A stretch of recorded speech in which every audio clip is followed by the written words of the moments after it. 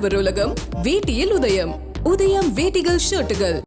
இளையராஜாவின் பாடல் விவகாரம் காப்புரிமை தொடர்பான பல்வேறு கேள்விகளை எழுப்பியிருக்கும் நிலையில் அது குறித்து அவரின் வழக்கறிஞர் சரவணன் விளக்கமளித்துள்ளார். இது தொடர்பாக அவருடன் செய்தியாளர் புனிதா பாலாஜி நடத்திய கலந்துரையாடலை சுருங்கக்கேள் விளங்கிக்கொள் பகுதியில் பார்க்கலாம். சார், இப்ப ஒரு பாட்டுக்கு இசை பெரிதா இல்ல மொழி பெரிதாங்கிற விவகாரம் ஒரு விவாதமாக உருவாகி இருக்கு. இதுல பலரும் பல்வேறு விதமான கருத்துக்களை சொல்லிட்டு இருக்காங்க. அடிப்படையில சட்டம் என்ன சொல்லுது? ஒரு பாட்டுக்கு உரிமையாளர் யாரு?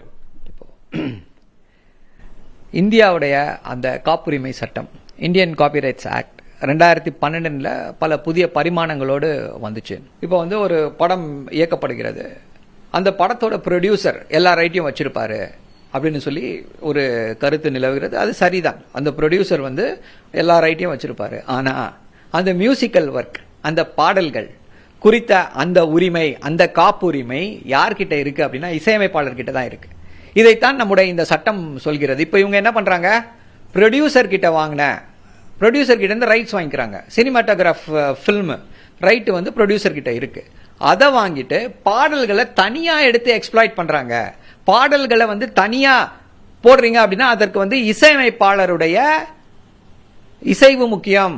அவர்கிட்ட நீங்க அக்ரிமெண்ட் போடணும், அவருக்கு நீங்க ராயல்டி கொடுக்கணும். ஏன்னா ப்ரொடியூசருக்கு ராயல்டி கொடுத்துதான் பிலிமை வாங்குறீங்க. சினிமாட்டோகிராஃப் பிலிம்னு பொழுது அந்த ஒட்டுமொத்த படத்தை நீங்க ப்ரொடியூசர் கிட்ட வாங்கிருக்கீங்க அப்படின்னா ஒட்டுமொத்த படத்தை போடுங்க யூடியூப்ல, பிரச்சனை கிடையாது. ஆனா அந்த பாடலை தனியா எடுத்து போடும் பொழுது அந்த பாடல் யாருக்கு உரிமை இருக்கு அப்படின்னா இசையமைப்பாளர்கிட்ட தான் அந்த உரிமை இருக்கிறது. பலரும் அதுதான் ஏற்கனவே படத்தோட ரைட்டை தான் கொடுத்துட்டாங்களே, ப்ரொடியூசர் கொடுத்துட்டாரே அப்படின்னு சொல்லி எல்லாரும் பேசிக் கொண்டிருக்கிறார்கள். இந்த சட்டம் இந்த சட்ட மாறுதல்கள், இதனால அந்த உரிமை உருவாக்கப்பட்டிருக்கிறது. அந்த உரிமையை நிலைநாட்ட வேண்டும் என்றுதான் இசைஞானி அவர்கள் தொடர்ந்து அந்த சட்ட போராட்டங்களை எடுத்துக்கொண்டு சென்று கொண்டிருக்கிறார். காப்பிரைட் இஷ்யூ அப்படின்னு வரும்போது இளையராஜாவோட பாடல்கள் மட்டும் சிக்கலுக்குள்ளாவது ஏன்? அதுக்கான காரணம் என்ன சார்? இல்ல, இப்போ என்ன இது சிக்கல்கள் இல்ல, அவருடைய உரிமையை அவர் நிலைநாட்ட முயற்சி செய்கிறார். என்ன காரணம்னு பாத்தீங்கன்னா, இப்போ நம்ம இசைஞானியோடைய சூப்பர் ஹிட் பாடல்கள் எல்லாமே எந்த வருஷத்தை பார்த்தது அப்படின்னா 80கள் 90கள். அப்போ இந்த காப்பி ரைட்ஸ் பத்தி ஒரு மிகப்பெரிய அளவிற்கு நம்ம நாட்டில் ஒரு இது இல்லை, எல்லாருக்கும் அவேர்னஸ் கிடையாது அதை பற்றி. அதே போல அப்போ டேப் ரெக்கார்ட்ல போடுவாங்க, அதுக்கப்புறம் சிடியில வந்துச்சு, அதுக்கப்புறம் விசிஆர்ல போடுவாங்க, அவ்வளவுதான். சோ இப்போ இசைஞானி அப்ப அந்த காலகட்டத்தில் இருக்கக்கூடிய ஒரு பாடலாசிரியர் இல்ல ஒரு இசையமைப்பாளர் அவருடைய ரைட்ஸை கொடுக்கிறாரு அப்படின்னா என்ன ரைட்ஸை கொடுத்திருக்க முடியும்? கேசட் போடக்கூடிய ரைட்டு இல்ல சிடி போடக்கூடிய ரைட்டை கொடுத்திருக்கலாம்.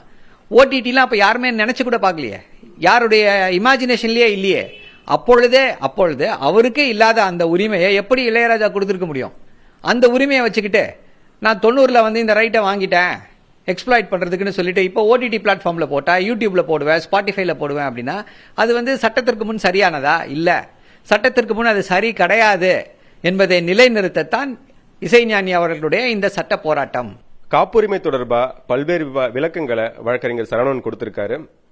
புதிய தலைமுறைக்காக ஒளிப்பதிவாளர் சந்துருடன் புனிதா பாலாஜி. ஆடவர் உலகம் வேட்டியில் உதயம். உதயம் வேட்டிகள் ஷர்ட்டுகள்.